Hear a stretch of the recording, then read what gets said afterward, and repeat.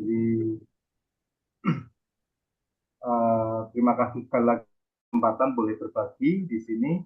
Dan malam hari ini kita akan belajar dari Yeremia 17 ayat 5 sampai 8. Ini cukup banyak disampaikan gitu tentang orang yang diberkati dan orang yang terkutuk. Jadi ada dua definisi yang Yeremia berikan untuk orang yang diberkati seperti apa, orang yang terkutuk seperti apa. Dan untuk memahaminya sulit. Kenapa? Karena ada beberapa hal yang secara fakta di lapangan, terus kemudian secara cara berpikir kita itu sepertinya bertabrakan, khususnya di bagian yang orang yang terkutuk. Gitu. Nah, orang terkutuk ini kan dikatakan orang terkutuk yang mengandalkan manusia, terkutuk gitu, di apa dinyatakan sama Yeremia.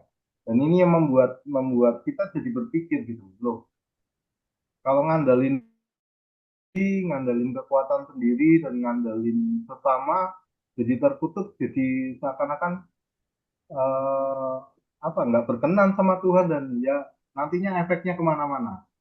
Itu yang yang sekilas kita kita pahami gitu kan, sekilas kita ngerti atau menafsirkannya seperti itu. Yang berikutnya orang yang diberkati, seringkali orang yang diberkati itu image-nya adalah soal materi gitu. Itu nggak salah juga. Itu nanti kita akan sama-sama lihat, sama-sama belajar. Cuma sebelumnya saya punya sebuah cerita gitu. Jadi kisahnya ini tentang seseorang yang pinjam panci sama tetangganya, katakanlah A gitu ya, A pinjam ke B. Gitu. Nah, waktu A pinjam panci ke rumahnya B satu waktu, terus kemudian beberapa hari kemudian si A ini balik ke rumahnya B untuk mengembalikan panci. Nah, si B, oh ya terima kasih gitu. Terus tapi si A ini bawa pancinya, satu panci besar, satu panci kecil. Nah, terus ditanya, loh kan kamu cuma pinjem panci besar, bawa panci kecil. Nah, si A ini bilang gini, saya bawa panci besar ini sama anaknya. Anak panci ini eh, buat kamu, kan ini jadi milikmu, karena panci besarnya kan punya. Si B kan bingung, loh kok panci bisa beranak? Cuma dalam pikirannya, eh, ya nggak apa-apa juga sih. Terima kasih, malah bertambah kan panci saya. Dari satu panci menjadi dua panci, ada anaknya satu. Gak berapa datang lagi ke rumahnya si B, pinjem panci lagi. Nah, si B sudah berpikir bahwa, wah, nanti kalau dipinjem panci saya, jangan-jangan bisa beranak lagi. Dan benar, beberapa hari kemudian, si A kembali ke rumahnya si B, dia bawa panci dan beberapa panci-panci kecil. Si, si B ini senang, tetapi juga bertanya lagi, loh, kok jadinya banyak? Lalu si A bilang gini, loh, kemarin kan pancimu beranak satu, nah sekarang ini ada cucu-cucunya. Wah, si B ngomong gini, waduh, tenang ya, saya jadinya punya panci banyak sekali. Terima kasih ya. Nah, sudah selesai, nggak berapa lama, si A pinjem lagi panci. Wah, si B sudah berharap pancinya akan bertambah banyak, nanti kan panci saya akan beranak pinak gitu kan. Terus nggak berapa lama lagi ditunggu. Tuh, biasanya 2 hari, 3 hari sudah dipulangin. Ini kok nggak dipulangin? Oh mungkin besok. Ditunggu-tunggu seminggu nggak datang, 2 minggu nggak datang, sampai sebulan nggak datang. Nah, si B ini, loh, kok nggak dikembalikan panci saya? Didatangilah rumahnya si A. Tanya, Bu, kemarin panci saya kan dipinjam, kok belum dikembalikan? Si A bilang gini, "Ah, pancinya meninggal." Hah? Mana bisa panci meninggal? Si B-nya protes gitu. Bagaimana mungkin Panci meninggal? Iya, Bu. Pancinya meninggal. Terus si B tetap nggak terima. Kok bisa Panci meninggal? Nah, si A bilang gini, lah kemarin ketika saya bilang pancinya beranak, ibu nggak protes. Tapi ketika saya bilang pancinya meninggal, kok ibu protes? Dari cerita ini sebenarnya kita belajar satu hal tentang kebenaran.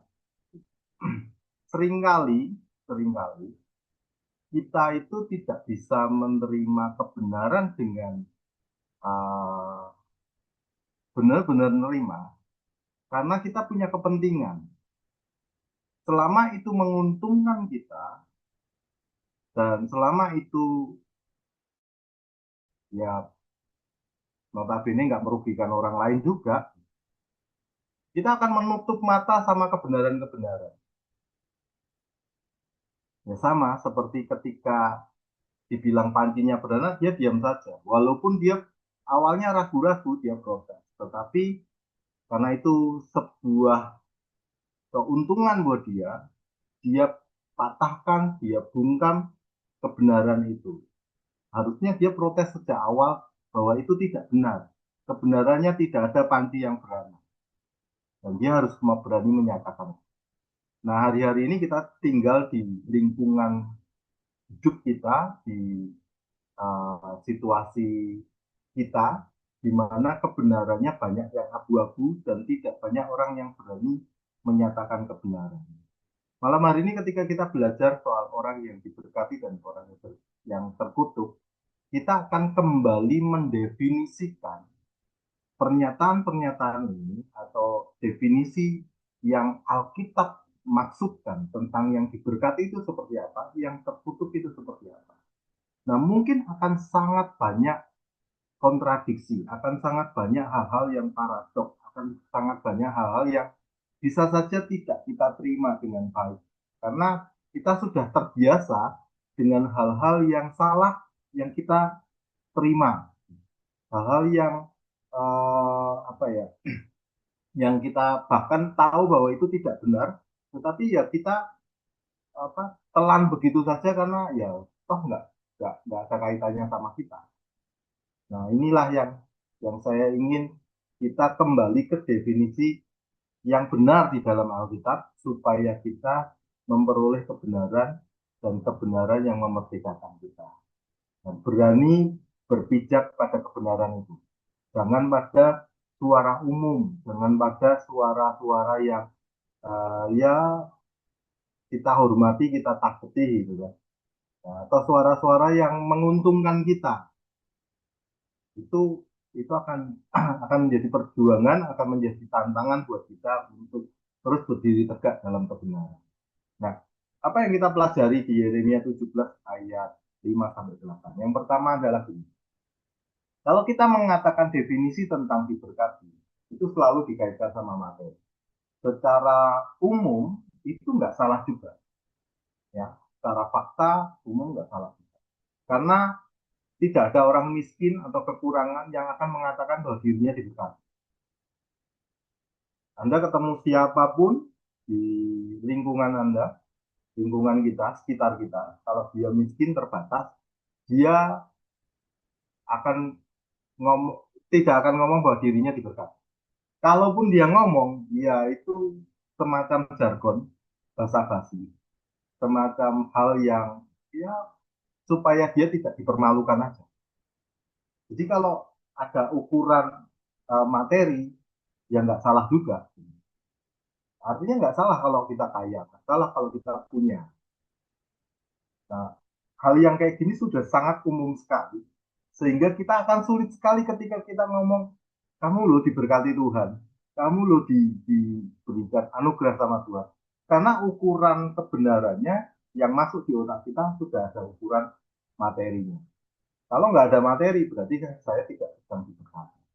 Ini yang sulit. Yang kedua, kalau kita bicara soal tertutup, kata tertutup ini sudah punya stigma negatif.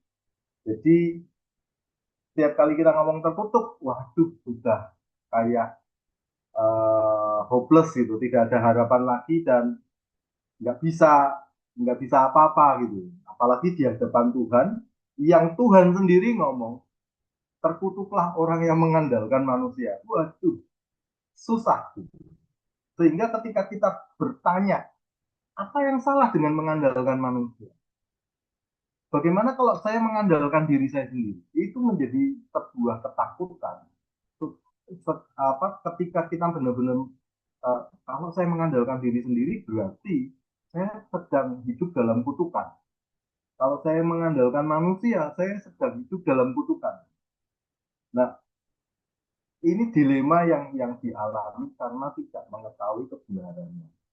Tetapi ya sayang sekali kita sudah terlanjur sering mendengarkan kayak gitu. Jangan andalkan manusia, jangan andalkan dirimu sendiri, jangan andalkan kepandaianmu. Ya, terus ngandalin siapa? Andalkan Tuhan. Loh, gimana?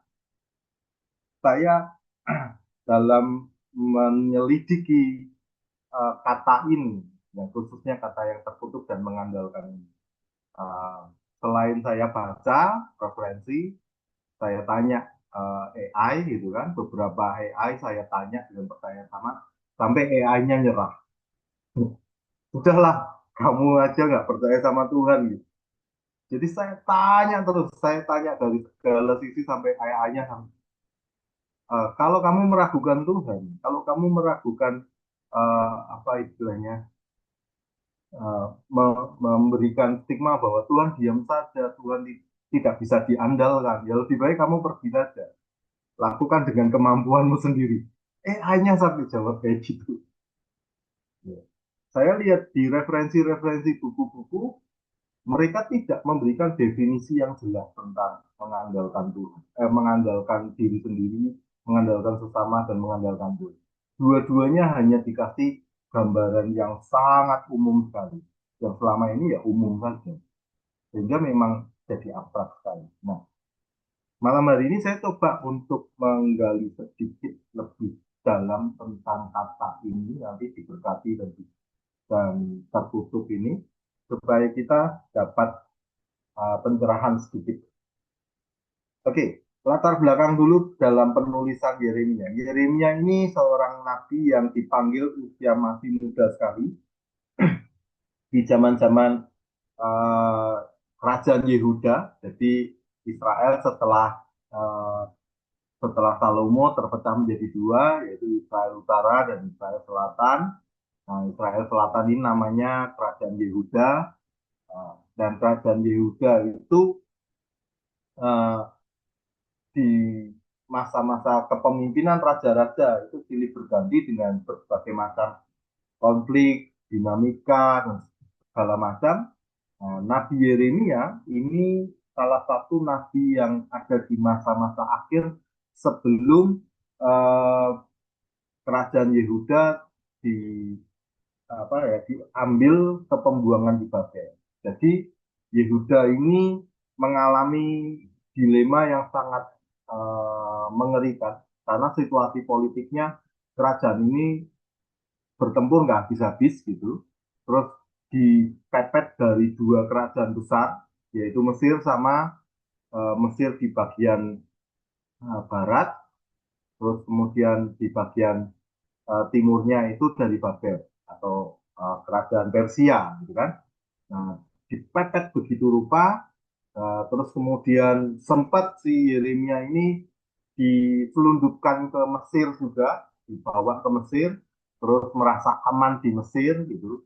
Nah, di masa-masa itulah Yeremia menuliskan uh, Yeremia dan juga Ratapan. Nah, Ratapan itu berisi tentang sebenarnya kurang lebihnya ratapan tentang Yerusalem karena mereka punya simbol ya, simbolnya itu Yerusalem. Ketika Yerusalem runtuh, yaitu keruntuhan bangsa dan keruntuhan Tuhan. Ini simbolik sekali. Nah, ketika bangsa Yehuda dibawa ke Babel, sebagian dibawa ke Mesir, Yerusalem runtuh. Nah, Yeremia ada di posisi itu, posisi dua-duanya runtuh sampai nanti sebagian dari Babel, dari pembuangan Babel kembali ke Yerusalem. Di masa-masa ketika Nehemia masuk ke Yerusalem kembali, Yeremia masih ada. Itu situasinya, dan situasi itu selain situasi politik, eh, juga situasi spiritual. Nah, situasi politiknya tadi saya sudah ceritakan bagaimana mereka ini eh, dalam kondisi terpojok gitu ya, antara diserang sama Persia, sama kadang-kadang diserang sama Mesir, kadang-kadang sama Asyur gitu. Asyur itu bagian utaranya, Syria sekarang. Nah, dalam situasi yang seperti itu, raja-rajanya itu punya apa ya, semacam strategi perang kalau boleh dibilang. Strateginya adalah bernegosiasi, gencatan senjata perang, damai-damai, kirim upeti gitu kan. Dan berkali-kali mereka lakukan adalah mereka mencoba, misalnya lagi diserang sama Persia, mereka ngandelin di Mesir. Lagi diserang sama Mesir, mereka ngandelin sama Persia. Bolak-balik seperti itu. Dan Yeremia menyaksikan itu. Jadi rajanya ini seakan-akan nggak punya pendirian, hanya mengandalkan strateginya sendiri. Dan disitulah kata mengandalkan kekuatannya sendiri itu muncul. Ini latar belakangnya, ya. Latar belakang ayat itu adalah apa yang disaksikan Yeremia, bagaimana raja-raja Yehuda itu lebih mengandalkan strateginya, lebih mengandalkan sesama atau kerajaan yang lain hanya untuk mempertahankan diri. Dan dalam mempertahankan diri dan kerjasamanya itu gonta-ganti dewa, gonta-ganti dewa. Pas lagi dengan Mesir, dewa-dewanya Mesir masuk ke Yehuda. Pas lagi dengan Persia, dewa-dewanya Yehuda, dewa-dewanya Babel, Persia masuk ke Yehuda. Jadi Tuhannya ganti-ganti. Tapi jangan salah, orang-orang Yehuda, sekalipun mereka punya menara-menara dewa atau kuil-kuil dewa, mereka masih menyembah Yahweh. Mereka masih menyembah Tuhan, masih memberikan persembahan-persembahan korban, masih melakukan ritual-ritual Yehuda mereka, Yahudi mereka. Yehuda itu Yahudi, Jews. Nah, mereka masih beribadah kepada Yahweh, tapi mereka tidak mempercayai Yahweh.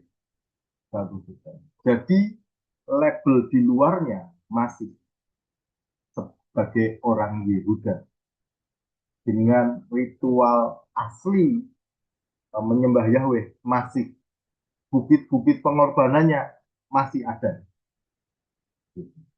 Ke waktu itu bait sucinya masih ada, belum runtuh, mereka masih melakukan pengorbanan. Imam-imamnya ada. Nabi-nabi palsu bertebaran. Jadi setiap kali perang nabi-nabinya muncul. Setiap kali perang imam-imam muncul. Mereka bernubuat semuanya.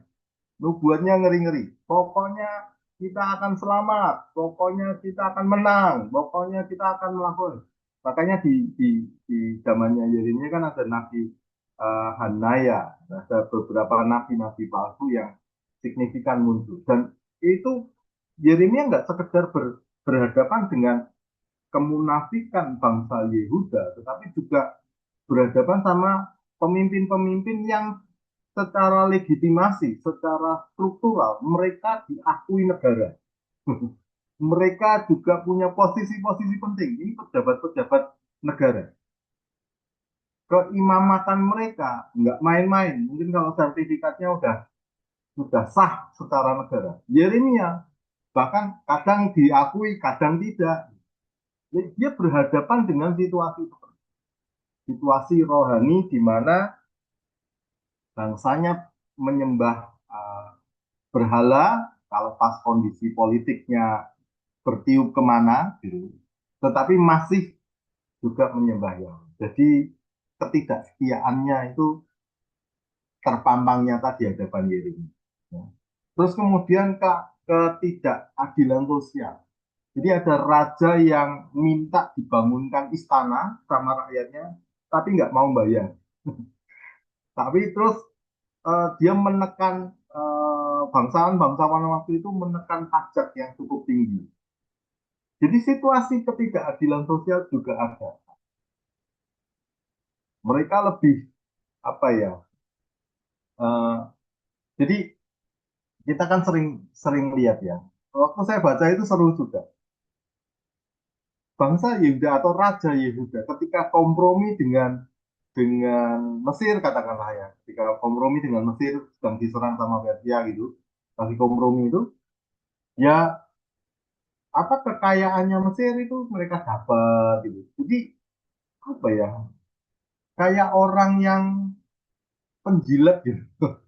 Dan itu raja, dan itu apa para bangsawannya, pejabat-pejabatnya itu menjilat ke Mesir, kadang-kadang menjilat ke Babel gitu, ke Persia gitu kan. Ya, tapi rakyatnya terus diombang-ambingkan ke sana sini. Inilah yang disebut atau dikatakan mengandalkan manusia itu akarnya di sini. Latar belakangnya seperti ini. Yeremia nggak tinggal diam. Ketika dia ada di Mesir pun dia menegur. Kamu jangan mengandalkan Mesir. Karena nggak berapa lama lagi Mesir akan dipukul sama Tuhan. Benar, ketika Mesir dipukul sama Tuhan, mereka lari balik ke Yehuda gitu kan, ke negaranya gitu.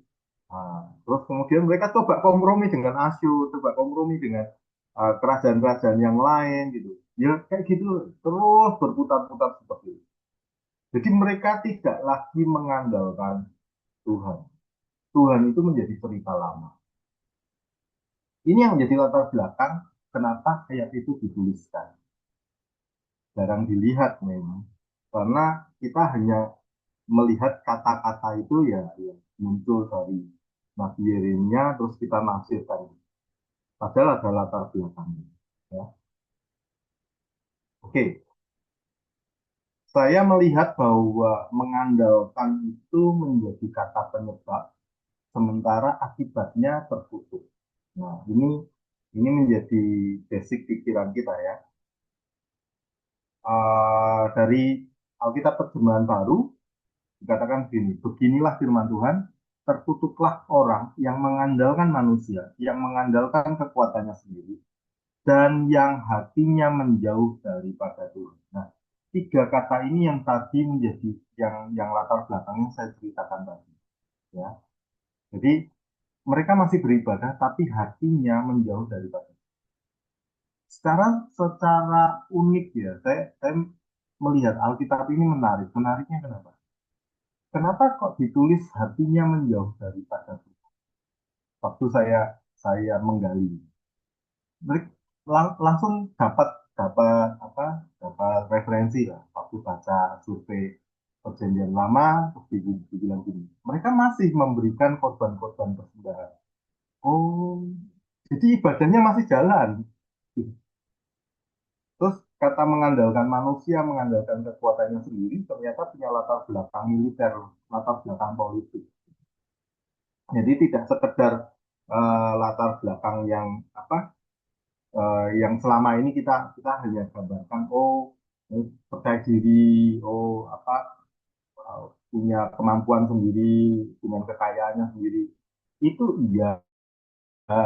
Tetapi latar belakang yang dituliskan sama Yeremia itu kadang-kadang ya udah merasa bahwa wah kita sanggup ini gara-gara siapa, gara-gara nabi palsu, gara-gara nabi palsu bilang kita akan mengalahkan gitu, ternyata mereka kalah. Tapi mereka dengerin nabi-nabi palsu itu, imam-imam memimpin di depan kok kocar kacir teman. Mereka nggak benar-benar mengandalkan Tuhan, mereka tuh lebih uh, berpikir bagaimana secara strategi, bagaimana secara kekuatan fisik, bagaimana secara apa ya positioningnya, bagaimana secara apa manajemennya, administrasi pemerintahannya itu mereka pikirkan begitu rupa dan tidak sama seperti Daud ataupun apa Salomo itu yang punya punya tendensi sebelum mereka bertindak lebih banyak mereka mengambil waktu dengan Tuhan. Ini yang tidak banyak dilakukan oleh raja-raja khususnya pada zaman Yeremia. Sehingga dikatakan mengandalkan manusia, mengandalkan kekuatannya sendiri, dan hatinya menjauh daripada Tuhan. Nah, bagian yang berikutnya ayat 6 ini, Yeremia memberikan penggambaran bahwa orang yang seperti ini itu akan seperti semak bulus di padang belantara. Tidak akan mengalami datangnya saat dan baik. Ia akan tinggal di tanah angus, di padang gurun, dan di negeri padang asing yang tidak berpenduduk. Beberapa terjemahan Indonesia, saya pakai ini sama bahasa Indonesia sehari-hari, itu perumpamaannya agak berbeda dengan bahasa Inggris. Nanti saya akan tunjukkan di New King James Version-nya yang sangat menarik sekali, sehingga kita mengerti situasinya. Yang berikutnya itu dari Yeremia 17 ayat 5 sampai 6 dari bahasa Indonesia sehari-hari. Kurang lebihnya sama, yang berbeda itu justru nanti yang ada di King James Version. Nah, yang di bahasa Indonesia sehari-hari ini bahasanya dibalik. Bahasanya dibalik. Tuhan berkata, apabila orang meninggalkan aku Tuhan, ya. Kalau yang di terjemahan baru itu kan belakangan ninggalin dulu, belakangan ninggalin gitu. Sementara kalau di bahasa Indonesia sehari-hari dia kasih subjeknya adalah kamu meninggalkan Tuhan, maka kamu akan berharap pada manusia. Terus kamu akan bersandar pada kekuatanmu sendiri, gitu, kekuatannya. Terus aku akan menghukum dia. Nah, ini yang nggak ada. Dua perspektif yang saling melengkapi menurut saya. Kalau kita baca Alkitab dengan beberapa versi, kita jadi tahu situasinya itu dari beberapa sudut pandang. Dan itu jadi menarik. Gitu.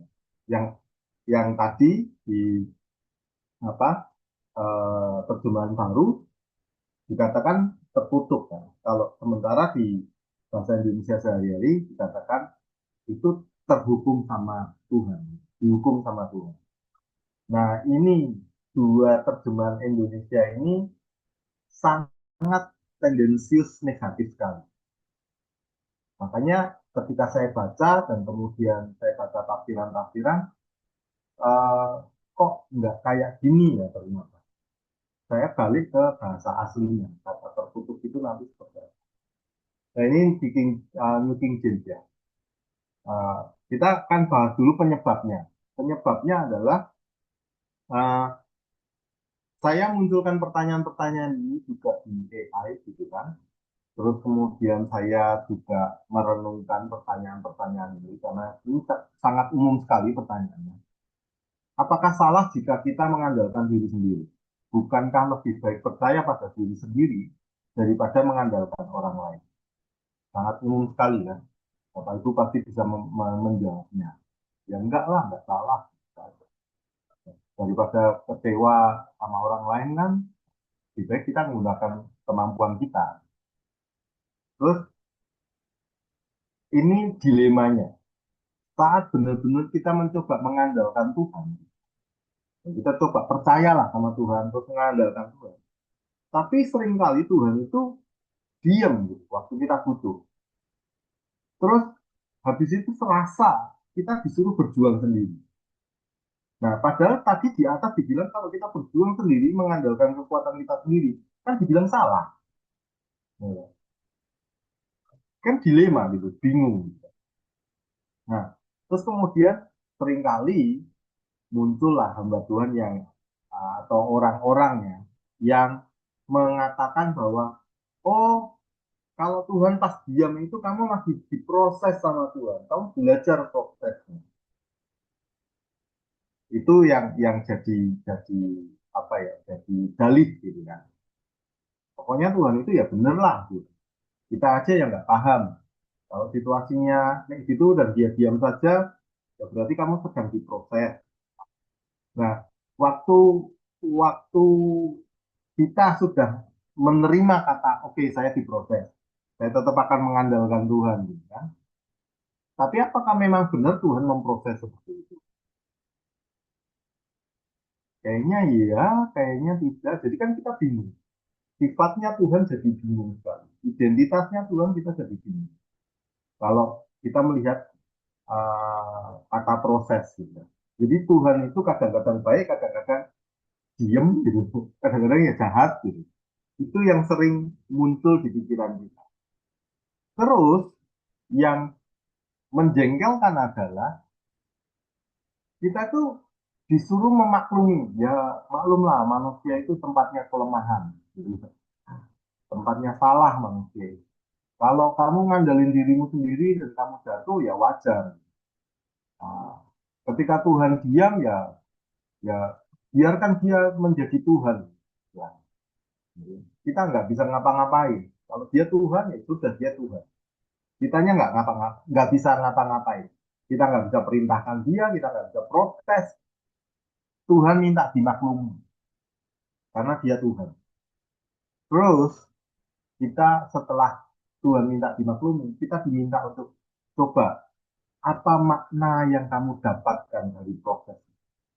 Apa hikmah yang kamu terima dari proses-proses ini. Ini benar-benar Tuhan yang manipulatif, Tuhan yang kejam, Tuhan yang nggak bisa dipahami, nggak bisa dimengerti, dan yang membuat bingung umat umat yang mengandalkan ini. Katanya harus mengandalkan ini. Setelah diandalkan, nggak bisa diandalkan. Ini yang terjadi. Dilemanya seperti itu. Akhirnya kita memunculkan sebuah asumsi dan kesimpulan. Percaya diri dianggap salah. Mengandalkan orang lain nggak boleh. Terus sampai kecewa, gitu kan. Kecewa sama Tuhan gitu. Disalahkan. Jangan kamu kecewa sama Tuhan. Tuhan pasti baik sama kamu. Gimana? Bingung gitu. Sebenarnya Tuhan ini maunya apa? Tiga pertanyaan ini AI-nya nyerah, angkat tangan. Mikir dewe. AI-nya nyerah. Sudahlah gitu. Saya mau kasih tahu gini, rasa kecewa yang kita alami dengan pertanyaan-pertanyaan seperti itu valid. Kita ngerti betul diri kita bahwa kita kecewa sama Tuhan, sama situasinya, sama keadaannya, sama pemahaman kita yang katanya harus mengandalkan Tuhan, tapi uh, hasilnya kayak gitu, gitu. Dan takut kalau mengandalkan diri sendiri dan mengandalkan manusia yang lain, jadi terkutuk gitu ya. Wah, dilema benar-benar. Sehingga kita kecewa. Seakan-akan kita sedang ditipu atau dimanipulasi. Terus yang dipaksa sama diri kita adalah tetaplah kamu percaya sama Tuhan. Bayangin kita percaya dan berhubungan dengan sesuatu yang mengecewakan, yang toksik menurut saya. Itu double kecewa. Nah, ketika saya dalemin ini, terus saya tanya ke AI, tanya ke beberapa AI, bukan satu aja, beberapa AI saya tanya. AI-nya bilang gini, lebih baik ada dua keputusan. Kamu diam saja berhenti dan menunggu jawaban Tuhan.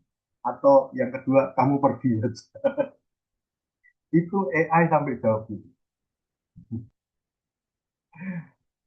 Saya juga nggak tahu. Karena pertanyaan-pertanyaan ini pertanyaan yang valid. Benar-benar bingung, jawaban sana sini bingung, gitu kan. Mestinya kita cari kebenarannya kayak apa. Nah, secara logika, ini beberapa saya coba mengurai ya. Secara logika survival kita, yang nggak salah kalau kita mengandalkan diri kita sendiri, ya kan? Satu mekanisme pertahanan diri kita adalah mengandalkan kemampuan kita sendiri. Kita nggak bisa ngandalin orang lain. Ya.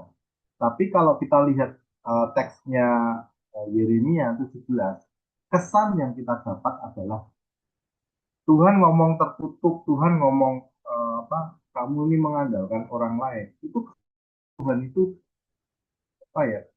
Kalah saingan gitu, ya. Jadi Tuhan memunculkan jangan membuat aku punya saingan, apalagi saingannya orang-orang lain. Jadi Tuhan itu mau mau apa ya? Mau memonopoli diri kita, tapi dia juga nggak mau di apa ya? dia nggak mau sepenuhnya bisa diandalkan. Kan uh, apa ya, aneh sih. Situasi yang aneh sekali. Dia mau menguasai kita, tetapi di satu sisi ketika kita merelakan diri kita dikuasai, terus kita mau ngikut dia, dia tidak bisa memenuhi, tidak bisa memenuhi apa yang menjadi kebutuhan kita. Seringkali dibiarkan, seringkali dibuat kecewa. Terus ini maunya apa gitu? Jadi, saya sampai membayangkan sebuah, ya ini analogi lagi, satu satu pasangan gitu kan, yang laki itu mau menguasai, gitu kan, tapi dia nggak mau menafkahi. Itu analoginya ya, menguasai, kamu tuh aset saya, kamu itu punya saya, gitu kan, pasangan, tapi dia nggak mau nafkahi. Ya perempuannya kan bingung, itu aku gitu, maunya apa ini? Ini gambarannya, logikanya kayak ketika si perempuan mengandalkan si laki-laki, laki-lakinya, "Ih, kan bukan tanggung jawab saya, gitu, gitu ya. Terus kedua, jujur ya, ketika saya eh, menggali dan bertanya, ya sebenarnya ya kita nggak tahu. Nah, kalau kata-katanya diganti proses, diganti misteri, kemudian maklum, yaitu hanya cara-cara kita apa, menenteramkan diri kita sendiri atau coping mekanismenya. Coping mekanisme itu satu cara mempertahankan diri, satu cara untuk apa ya, mencari rasa damai, ngayem-ngayem diri sendiri, gitu kan. Terus kemudian merasionalkan hal-hal yang memang sebenarnya kita nggak ngerti. Kita ngomong, oh itu proses. Sebenarnya kan kalau ditanya proses apa, nggak tahu. Misteri, gitu. Memang misteri. Terus maklumilah dia Tuhan. Ya mau gimana lagi? Kita ciptaan, kita manusia, dia Tuhan, ya, ya malum lah. Ini kita lakukan supaya kita nggak stres, jadi gila. Jadi ini secara logika, secara psikologi, memang kita menggunakan dalih-dalih seperti ini, kata-kata seperti ini, ya agar menunjukkan bahwa sebenarnya kita nggak tahu kenapa seperti itu. Terus yang ketiga, ya tadi yang saya bilang, bahwa dia ingin memonopoli ketergantungan kita. Satu sisi ini baik sekali, bahkan semakin banyak kita belajar untuk bergantung sama Tuhan, kita semakin bisa mengandalkan Tuhan. Tetapi monopoli ketergantungan ini tidak bersifat simbiosis mutualisme, tidak bersifat gantian. Ketika kita mengandalkan, dia waktu dibutuhkan tidak menjawab seperti kebutuhan kita. Kadang-kadang dia bingung, kadang-kadang dia ya tanpa kita ya cuek aja. Kemudian ketika kita sudah melewatinya, aku mengajarkan kepadamu sesuatu anakku, kamu sedang saya proses. Kan menjengkel kan? Tuhan yang menjengkel kan? Dan inilah jawaban yang sangat pahit bahwa aturan-aturan tadi gitu kan secara nggak langsung sebagai aturan. Jangan percaya diri, jangan mengandalkan orang lain, percaya sama orang. Sebenarnya menyaring pilihan-pilihan kita, opsi-opsi dalam hidup kita, sampai kita itu cuma punya opsi itu baru. Nah, sehingga itulah yang dinamakan monopoli. Dia mau menguasai kita. Ini logisnya ya. Di Bapak Ibu malam hari ini diajar berpikir eh, logika, logikanya, faktanya. Nah, secara teologi, eh, ini yang kita sedang pelajari kebenaran. Mengandalkan manusia menunjukkan bahwa orang tersebut menaruh kepercayaan akan perbuatannya dan usahanya sendiri yang baik, yang kemudian mengaku berhasil atas usahanya sendiri. Jadi, dia memilih untuk bergantung pada dirinya sendiri dan menolak anugerah. Bagian yang menolak anugerah ini sengaja saya tandani. Karena gini, orang-orang yang mampu itu sebenarnya orang-orang yang itu saja tidak butuh Tuhan. Hanya orang-orang yang tidak mampulah yang mereka berteriak Tuhan tolong. Kalau orangnya itu mampu, hari ini misalnya saya mampu beli makan gitu, ya dia nggak akan pernah berdoa Tuhan berkati aku makan. Enggak, tinggal pilih. Tapi kalau orang itu nggak mampu, nggak punya uang buat beli makan, dia bilang, Tuhan, uangku nggak ada, aku mau makan apa? Dia kan cari Tuhan. Dan ketika dia mendapatkan hal yang di luar kemampuannya yang terbatas itu, misalnya soal makan tadi, tiba-tiba ada tetangga yang ngirim makanan, dia akan ngomong ini anugerah. Jadi semakin orang itu mampu, semakin orang itu bisa mengandalkan dirinya, dia semakin tidak bisa melihat anak itu. Karena dia bisa mengatasi semua. Dia bisa menyelesaikan masalah-masalah. Dan dia nggak akan pernah lihat anugerah itu. Saya menggambarkan ini. Ada orang-orang yang panjang hidupnya berupaya menghabiskan kesehatannya. Kerja pagi sampai malam. Pokoknya nggak apa, nggak kenal waktu demi mengejar kekayaan. Salah nggak? Ya kalau kita lihat uh, secara manusianya, ya nggak salah. Kekayaan itu bukan soal banyak uangnya, tetapi bagaimana dia memiliki satu sistem apa ya, sistem yang aman buat dirinya. Ya kan? Bayangin kalau kita kerja tiap bulan dapat gaji kan aman gitu. Dan dia mau melakukan itu. Kalau dapat lebih ya dia mengorbankan waktunya, mengorbankan energinya untuk mendapatkan kenyamanan lebih lagi, keamanan lebih lagi.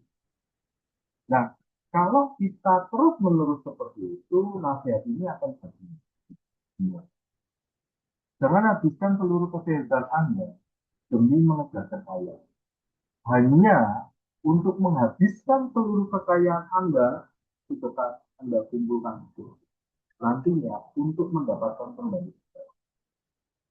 Jadi pas tua tidak menikmati kekayaannya, tetapi uang yang sudah dikumpulkan hanya untuk membayar kembali kesehatan. Ini ada bisa diterima syukur tidak. Sekali lagi kenapa saya buat bagian apa orang-orang ini adalah menolak kebahagiaan karena mereka merasa mampu. Jika dia mampu, dia akan kehilangan anugerah. Nah, konsekuensinya menurut Alkitab, dia menjadi terkutuk. Lalu saya tanya, apa artinya? Mengapa bisa menjadi terkutuk? Bagaimana bisa menjadi terkutuk? Hmm. Terkutuk itu dalam bahasa Ibrani arun, yang artinya itu celaka, gagal, tidak menguntungkan. Hmm. Mengapa mereka bisa menjadi tertutup? Karena mereka mengandalkan sumber daya yang terbatas. Sumber daya terbatas itu diri manusia. Sumber daya yang rapuh, orang bisa berubah. Dan itu yang dilihat sama si Yeremia. Ya. Ketika satu situasi bisa berkompromi dengan Mesir, mereka merasa aman. Tapi tiba-tiba Mesir berubah pikiran. Wah, ini kita terlalu melindungi Yehuda, sumber daya kita habis ini dimakan sama Yehuda. Sama seperti ketika Mesir merasa bahwa bangsa Israel makin banyak di Goshen, Firaun pada saat itu bilang, waduh, ini nanti kalau mereka memberontak gimana ini? Habis Aduh. kita ini. Terus diperbudaklah bangsa Israel di Mesir. Nah, ketika orang-orang itu mengandalkan manusia, dalam konteksnya Yeremia mengandalkan kerajaan lain, dan kerajaan lain itu rapuh atau berubah pikiran, kita menjadi tertutup, kita menjadi celaka, kita menjadi apa ya, tidak beruntung. Bagaimana orang itu bisa menjadi tertutup? Caranya adalah dengan mengalihkan kepercayaan dari Tuhan kepada manusia. Ini akan sangat sering diulang-ulang dalam penulisan di Yeremia memang mengalih apa memiliki kepercayaan yang bukan Tuhan Yahweh, tetapi kepercayaan-kepercayaan yang lain, bahkan kepada manusia. Itu seringkali diulang sama si Yeremia. Nah, kesimpulan yang saya dapatkan dari tertutup itu bukanlah sebuah posisi yang apa ya, yang final gitu, tidak. Tertutup ini dalam nuansa bahasanya dari Arur sendiri, bahasa Ibrani, itu sebenarnya sebuah peringatan, celaka atau diperingatkan. Kalau kamu ngandelin ini, mungkin satu waktu kamu bisa dapatkan, tetapi nggak selamanya kamu bisa dapatkan. Karena itu nggak konsisten, itu nggak stabil, itu nggak kuat. Tapi kalau kamu mengandalkan Tuhan, Tuhan itu stabil, konsisten, kuat. Sehingga harusnya kamu tidak mengandalkan manusia, tapi mengandalkan Tuhan. Itu peringatan, bukan final, bukan vonis dok tertutup. Yang selama ini ada, yang selama ini disampaikan, kata tertutup itu vonis. Bahasa aslinya tidak vonis, bahasa aslinya itu hanya sebuah peringatan, ya, bahwa kamu pasti gagal dalam mengendalikan itu. Kamu pasti akan menerima konsekuensi, kamu akan menerima akibatnya. Kenapa kamu menerima akibatnya? Karena kamu salah menempatkan fondasi keyakinanmu, fondasi hidupmu. Kamu salah. Sehingga kamu kecewa, sehingga kamu uh, runtuh, sehingga kamu mengalami kegagalan, kebangkrutan, dan lain-lain. Itu yang dimaksudkan dari kata arur, kata terkutuk dalam bahasa Ibrani. Terus kutukan itu bukanlah hukuman, bukan vonis, tapi konsekuensi logis dan alami. Nah, itu yang digambarkan uh, sama Yeremia tadi di ayat 6, seperti apa? Tanaman yang semak-semak yang ada di padang gurun. Semak-semak yang ada di padang gurun. Jadi, kalau sumbernya tanaman-tanaman di padang gurun itu pas sumber airnya habis, ya tanamannya kering. Dan itu yang digambar. Terus orang tertutup ini, orang yang diperingatkan Tuhan, sebenarnya mereka sedang melakukan, kalau bahasa ini bahasa akademisnya, melakukan penyembahan yang paling habis, perlahan dan pasti menggantikan Tuhan dengan dirinya sendiri. Dalam New King James itu tidak menggunakan mengandalkan kekuatan, tapi menganggap lengan manusia sebagai kekuatannya. Ini ada terjemahan di atas. Terkutuklah orang yang mengandalkan manusia, yang menganggap lengan manusia sebagai kekuatannya. Kata lengan manusia ini dalam bahasa Inggrisnya itu flesh atau kedagingan. Yang menganggap kedagingannya itu sebagai kekuatan. Itu kalau kita mau terjemahkan. Dan kalau kita melihat di Paulus, Galatia 5, itu kan Paulus juga membandingkan dua itu. Ya. Kedagingan hasilnya apa, roh hasilnya apa. Ya, Galatia 5. Nah, orang bisa punya fitur atau kita punya performa seperti orang yang sedang beribadah sama Tuhan, tapi ternyata di dalamnya dia sedang mengandalkan dirinya sendiri, mengandalkan orang-orang, mengandalkan kekuatannya, mengandalkan apa saja yang dia punya kecuali Tuhan. Itu bisa. Tampaknya beribadah pada Tuhan, tapi sebenarnya dia sedang menyembah dirinya sendiri. Kalau dia berhasil, dia akan ngomong, ini di mulutnya ngomong, ini kemuliaan buat Tuhan. Ini kemuliaan bagi Tuhan. Ini Tuhan yang melakukannya. Tapi dalam hatinya, ini kan yang saya yang terbaik. Ini kan berkat kerja keras saya. Saya sudah bayar harga ini. Itu yang ada, yang tidak tampak.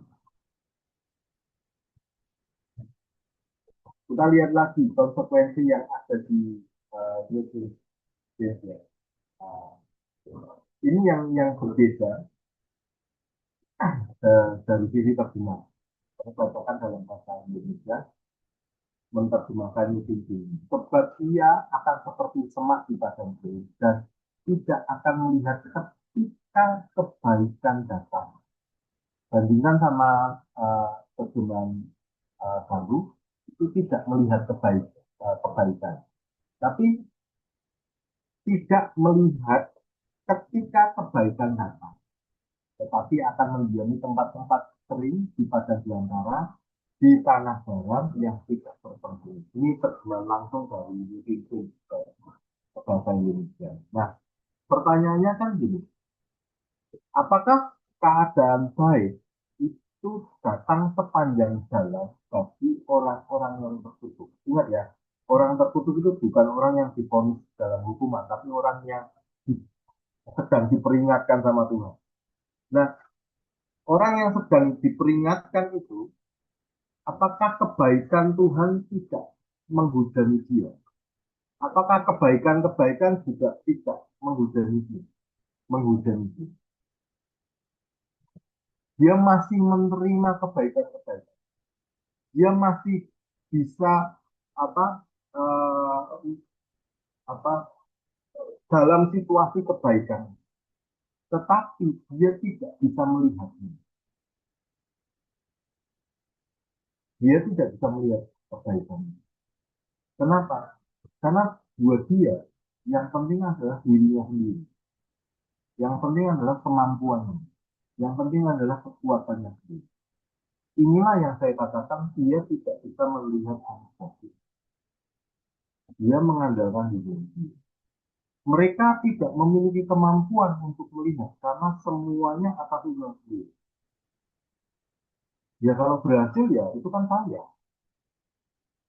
bukan Tuhan. Jadi semua itu dia klaim buat dirinya. Sehingga dia tidak pernah memberi tempat buat Tuhan. Kalaupun mereka mengatakan itu untuk ini bagi kemuliaan buat Tuhan, itu hanya jargon saja, hanya bahasa bahasa. Saya kalau boleh jujur, beberapa waktu ini kan saya menguji anak-anak mahasiswa di dunia. Kemudian saya juga menangani beberapa tesis dan disertasi orang. Dan saya tahu betul hasil penulisan mereka.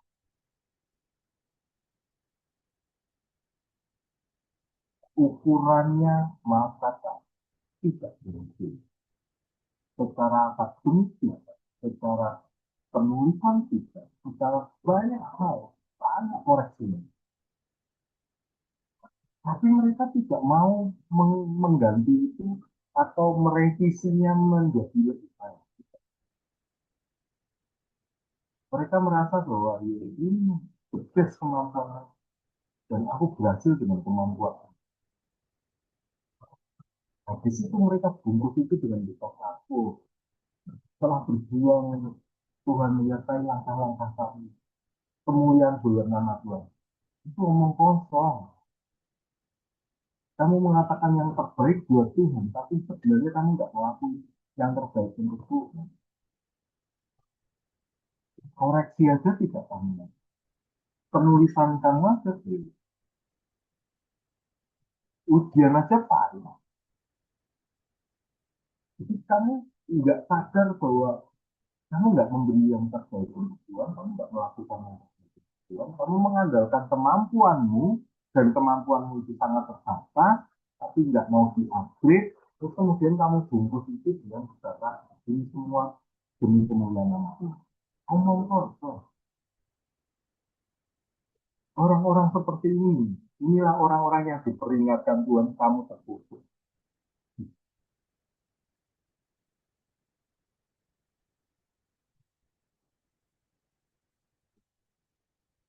Mereka merasa berhak dan pantas mendapatkan apapun yang mereka terima.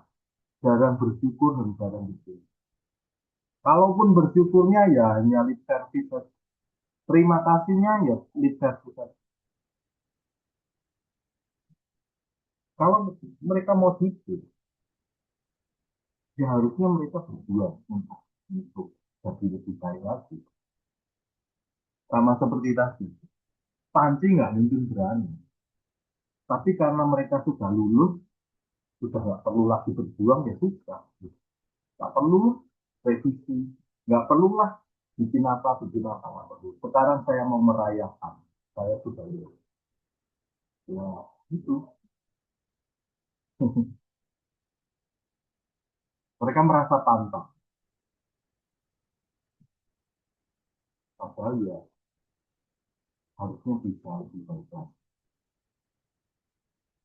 Kata syukur yang mereka ucapkan banyak ibadah, banyak munafiknya.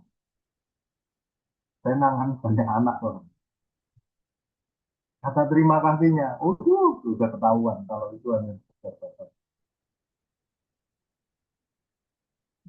memuakkan. Betul. Ya kalau hasil dari sekolah yang mengarahkan mereka sebagai pelayan-pelayan Tuhan kayak ini, mau lihat generasi gereja kayak apa, mau lihat generasi pelayanan kayak apa. Ya munafik lah. Dan mereka terus ngandalin orang lain, ngandalin kebaikan orang lain. Ya kadang-kadang ngandalin kemampuannya sendiri. Mereka nggak lihat anugerah Tuhan di sepanjang jalan mereka. Ada orang-orang yang menolong mereka untuk menjadi lebih baik. Ada buku-buku yang menolong mereka untuk lebih pintar lagi. Ada banyak fasilitas yang mereka dapatkan. Bahkan beasiswa full 4 tahun. Mereka nggak lihat itu.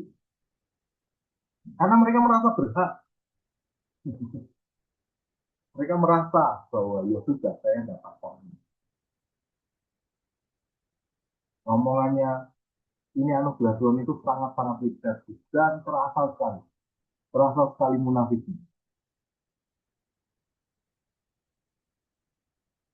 Ini gambaran orang-orang yang tersebut. Sehingga saya bisa bicara.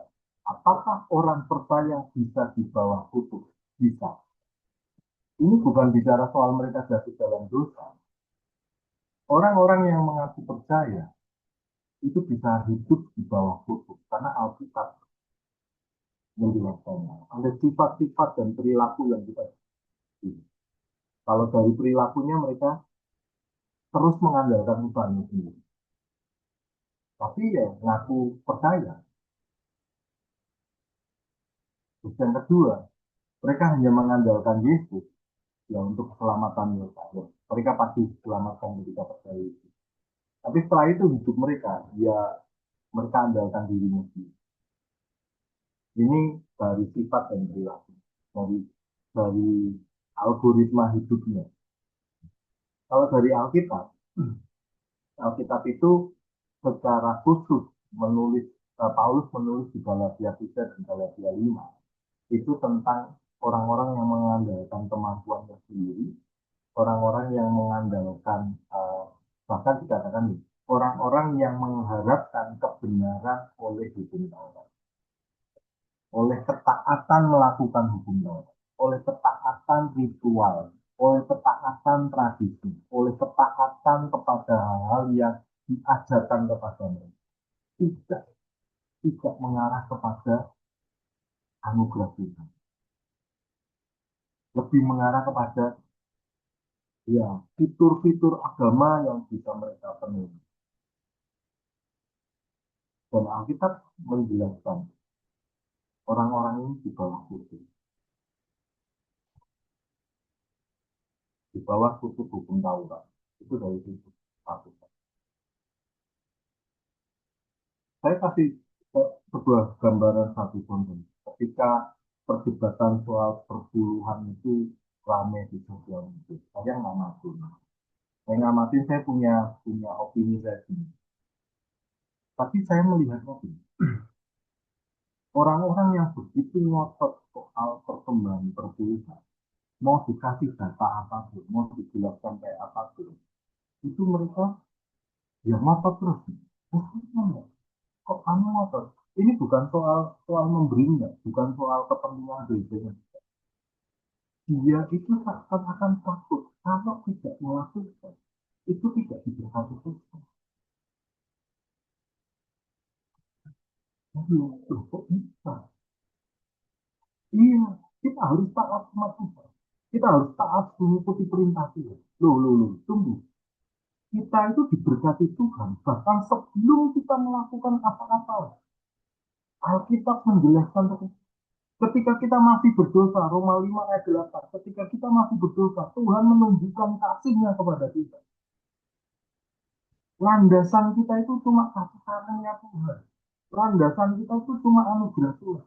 Bukan upaya ketaatan kita. Bukan upaya melakukan perintah-perintah Tuhan. Nah, orang-orang ini yang saya observasi, saya lihat, oh, dia menjadi bawah kutub itu diikat begitu rupa, tanpa sadar. Sampai dia mengalami ketakutan, kalau saya tidak melakukan, saya tidak diberkati. Wih, serem sekali kalau orang-orang ada dalam situasi seperti itu. Jadi orang-orang yang diselamatkan sama Yesus, tetapi hidupnya di bawah kutub, di bawah belenggu seperti itu. Takut tidak diberkati Tuhan kalau tidak melakukan. Begitu kita kembali mengandalkan diri untuk kita dengan ketaatan melakukan hukum Taurat. Ini konteks dari Galatia 3. Kita kembali ke sistem hukum Taurat. Dan Anda jatuh kembali di bawah hukum. Galatia 3 itu sebenarnya juga sudah memberitahu kita kalau kita itu sudah dibagi dari kutub hukum Taurat. Jadi Kristus itu secara spesifik tidak tidak menebus kita dari dosa. Ya, ini perluasan. Tapi secara spesifik di Galatia 3 itu Kristus menebus kita dari kutub hukum Taurat. Dari kutub ketaatan kepada hukum Taurat. Nggak usah ngomong soal 613, nah, mispot itu tidak. Mispot itu aturan-aturan hukum Taurat, ya, 613. Tapi Taurat-Taurat yang modern juga cukup banyak. Taurat-Taurat dalam gereja cukup banyak. Ada orang yang takut tidak diberkati ketika dia melanggar aturan-aturan gereja. Bukan saya mendorong orang itu untuk melanggar aturan gereja. Enggak. Gereja kan punya sistem, punya manajemen. Tapi seringkali sistem dan manajemen yang dia bangun tidak berdasarkan Alkitab. Ya, harusnya kita lawan kayak gitu. Enggak benar kok. Dan Kristus telah menebus kita dari kutub hukum Taurat. Harusnya kita punya landasan itu supaya kita tidak di bawah kutub. Nah, setelah kita belajar soal terkutuk dan kutub, kita maksudnya belajar soal diberkati. Ini kerjaan. Kita senang sekali kalau yang namanya diberkati. Nah, diberkati ini dalam Alkitab, bahasa Indonesia itu menggunakan kata harapan. Ya, penyebabnya adalah harapan, akibatnya diberkati. Jadi orang yang berharap, di simbiosisnya gini, orang yang berharap, formulan gitu, orang berharap itu orang yang diberkati. Itu itu bahasa Indonesia ya. Nanti kita lihat dari bahasa aslinya. Itu menarik. Saya mengambil Yeremia 17 ayat 7 dan 8. Jadi nanti bisa lihat orang interpretasi. Yang pertama, harapan dalam bahasa Ibrani. Harapan itu kalau dalam bahasa Ibrani itu menggunakan kata tikva. Itu kata harapan. Tapi dalam Yeremia 17 tidak menggunakan kata tikva. Dia menggunakan kata batah. Batah itu artinya adalah percaya atau tumpuan. Jadi gambarannya gini, Bapak Ibu ketika mau duduk, ya, menaruhkan badan di kursi, itu menjatuhkan badan di kursi.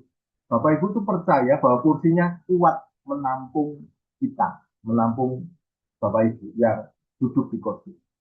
Nah, percaya itu dalam bahasa Ibrani batah itu seperti itu salah satunya.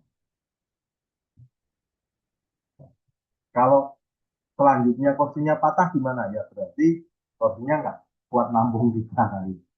Nah, berarti kan kursinya nggak punya fondasi yang kuat. Kursinya bukan kursi yang kuat. Nah, itu seperti kita mengandalkan manusia ini. Kalau kita percayai manusia, kalau kita menumpukan diri kita pada manusia, kalau kita mengandalkan diri kita pada manusia, makanya itu bisa patah.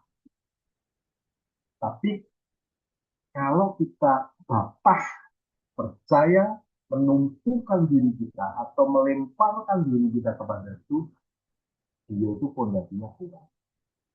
Gitu. Ini kata berharap, ya, harapan. Jadi secara bahasa, kata itu artinya menempelkan diri pada atau bersandar dengan seluruh berat badan atau merasa aman. Ya, jadi tadi gambarannya kayak gitu. Kata bangkak itu artinya kalau kita duduk melemparkan diri kita di kursi dan kursinya akan nampung kita. Kita jadi aman, nyaman di situ. Nah, sifatnya itu tidak sekedar menganggap benar bahwa seperti percaya satu berita gitu, oh, oh kursi ini kuat gitu. Tidak hanya berandai-andai gitu. Wah, kursi ini sepertinya kuat ini. Sepertinya tidak. Itu benar-benar apa ya, melemparkan tubuh kita sepenuhnya ke kursi itu dan kita akan duduk di situ tanpa kita mikir. Nggak cuma sekedar dikasih tahu ini kursinya kuat gitu. Ah masa ini kursinya kuat gitu. Benar kuat ini kursinya, strukturnya, konstruksinya segala macam ini kuat. Secara data benar gitu kan. Tapi kita hanya ngomong oh kuat tanpa kita melemparkan diri kita di sana mengalami kenyamanan duduk di situ, itu bukan data. Itu bukan artinya berharap sama Tuhan. Itu bukan artinya mempercayai itu. Itu bukan artinya bapak yang ini. Nah, kata batah ini punya nuansa. Punya nuansa itu yang dijelaskan sama Yeremia di ayat 8. Nuansanya adalah di ayat 8 itu, Anda bisa lihat, ia bagaikan pohon di tepi sungai yang mengalir. Kalau bahasa ini pasti ingat Mazmur 1. Ya kan? Mazmur 1, terus kemudian di Wahyu juga dikatakan pohon yang ditanam di tepi aliran air. Nah, nuansa yang dimiliki oleh Batak itu menunjukkan bahwa situasi sekelilingnya boleh berbeda. Maksudnya di ayat itu kan panas. Gitu. Tapi orang yang ditanam di tepi aliran air itu nggak khawatir. Itu nggak nggak menolak itu. Jadi situasi atau masalah yang ada di sekelilingnya itu dia ya dihadapi. Melawannya tidak langsung melawan masalahnya. Melawannya adalah tetap tinggal berakar di sumbernya, di aliran airnya. Itu yang diajarkan sama Yeremia, itu yang diajarkan sama Daud di Mazmur 1. Jadi situasi sekeliling boleh berubah, tetapi orangnya tetap bisa uh, bertahan. Di Habakuk 3 juga bisa. Ya, sekalipun pohon ara tidak berbuah, sekalipun, itu gambaran bahwa sekeliling saya boleh porak-poranda, sekeliling saya boleh secara brutal, gitu kan, tidak baik-baik saja. Tetapi ketika saya bantah melemparkan diri saya kepada Tuhan, maka saya memiliki jiwa yang tenang, maka saya memiliki kedamaian, rasa aman, karena saya meletakkan diri saya kepada Tuhan.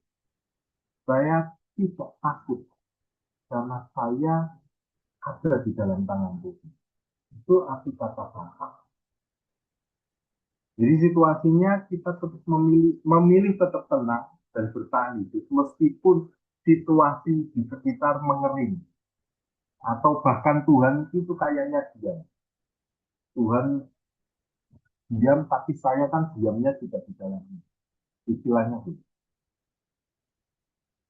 Nah, tadi bahasa Ibrani ya. Terus kemudian dalam bahasa Yunani. Kenapa saya gunakan bahasa Yunani? Karena terjemahan Septuaginta.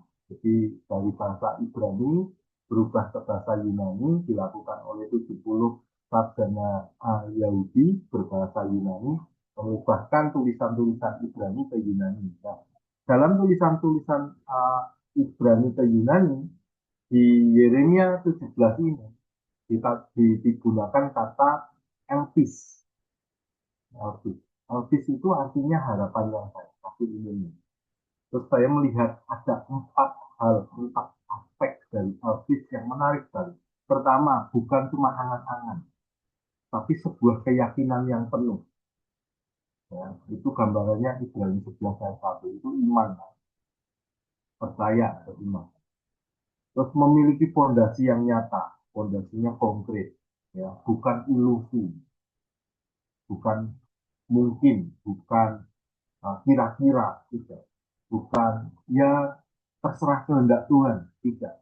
Itu sebuah keyakinan, sebuah kepastian.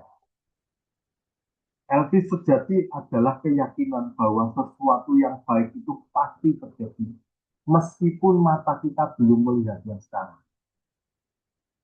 Ini waktu saya temukan kata ini di referensi, saya langsung ambil.